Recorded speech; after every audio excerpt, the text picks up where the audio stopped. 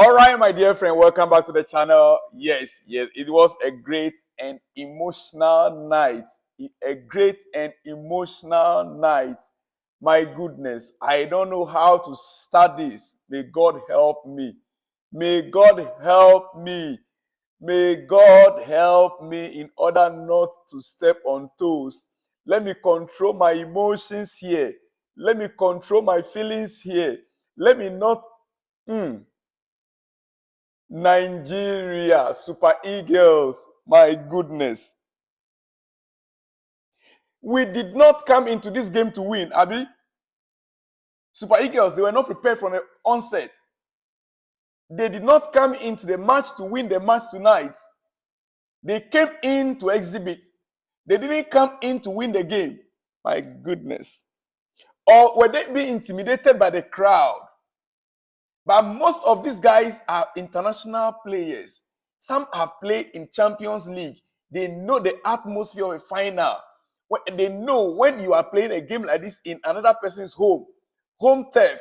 Super Eagles of Nigeria, you came in to watch the crowd or you came in to play football and score goals.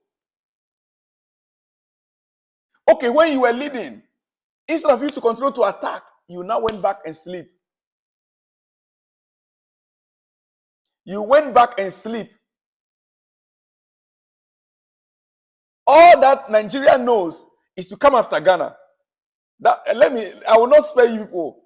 I know how many of you that trolls me, both on Twitter, X, and whatever, Instagram. My phone kept, even when the moment Ghana was out of this AFCON, Ghana must go, Ghana this, Ghana that, as if Nigeria was rather fighting to win against Ghana. Now that you are there. The whole of Ghana, if you go to Ghana, my Ghanaians are behind. Even though we were torn between two nations, because Ivory Coast, they are our neighbors, we are sharing border with them. I will show you something that somebody posted, a Senegalese post, by saying that he doesn't understand the bond between Ghana and Nigeria, that we made the other African countries as if they don't belong to Africa, as if they're not part of Africa. That is how it is. The Senegalese person posted, he said, he can't understand the bond between Ghana and Nigeria. That it looks as if the other countries in Africa, they don't matter. Only two countries in Africa, Nigeria and Ghana. That is how much we love each other. Tonight's game, Nigeria went in only to disappoint the whole of the fans, the supporters. Nigeria didn't go in to win. Honestly, Cote d'Ivoire, Ivory Coast, they deserve to win the match. No, you, my friend out there, you are. Tell me, did Super Eagles play the game the way you wanted them to play? Did they scored that the first opportunity they had, they scored. Yes, but look at how Ivory Coast kept them on their toes. Ivory Coast was. Did you know that if Ivory Coast was to take their chance, they would have scored like 4 or 5 goals? But unfortunately, Ivory Coast could not take their chance. In fact, they would have finished the match in the first half. Super Eagles of Nigeria, why? How long? You got every opportunity. Even drag it on to extra time and let's go on penalties. Well, like I prayed earlier on that I don't want to go emotional because it was a mixed emotions during the match. It was a mixed emotion. I didn't even know where I belong. It was really a mixed emotions. That is just it. Let me not say much about that now. But you know what? The player that scored the last goal for Ivory Coast, Sebastian Hela, right, is his name. Sebastian Hela is his name, right? Yes. This guy has a record. Sebastian Hela is his name. It's July 2022. Sebastian Hela was diagnosed with testicular cancer. July 2022, he was diagnosed with testicular cancer.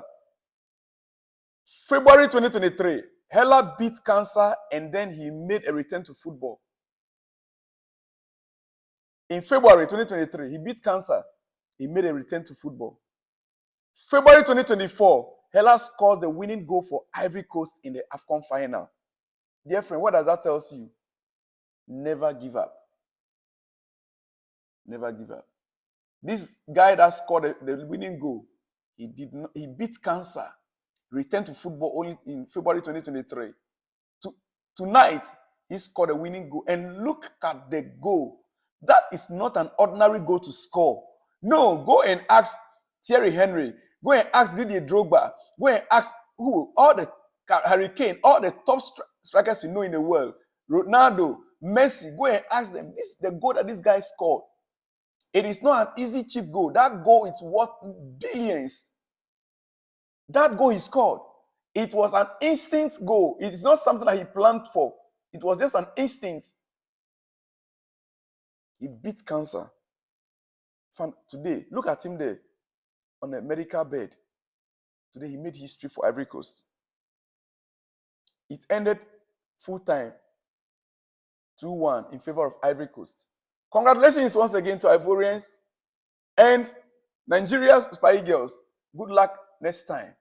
Maybe we'll have to revisit this again. But for now, let me move to some other things. Tomorrow is our game. Chelsea's game is coming up. And so I have some few things I want to talk about. And before I let you go, this guy, Simon Adingra, is a proper baller. That Ivorian winger, that Simon Adingra, as you can see him there, he is a proper baller. Proper baller. He was the difference maker tonight. Fair play to him. He was the difference. If we were to award really, in fact, for me, he's supposed to be my man of the match. He was a proper baller. Simon Adingra of Ivory Coast. As you can see him there. Well, to some other news before I let you go this very night, because I need to rest myself. Before I let you go, quickly. Like I said, there is so much to talk about, but let me just leave it first. Yes, and I will get back to a few things. Fabrizio Romano reported that Thiago Silva's position in the Chelsea starting lineup may now be a doubt after he missed the game against Aston Villa in the FA Cup. But he said, I honestly don't know about his situation or what it means for his place in the side for the rest of the season. It's not a transfer story, so it's not really my area, according to Fabrizio Romano.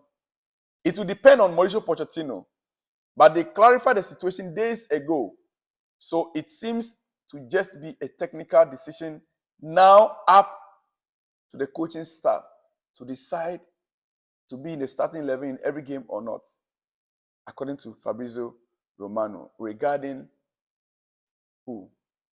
Regarding our old man, Thiago Silva. All right? Okay, finally, before I say good night to you, PSG have offered Kylian Mbapp a new 2-year contract worth 136 million in the hope of persuading the 25-year-old to turn down and move to Real Madrid. On that note, let me leave you here. I shall be back with more exclusives in the next hours. That's tomorrow. I'll see you in the next one when you see me. Shalom and peace.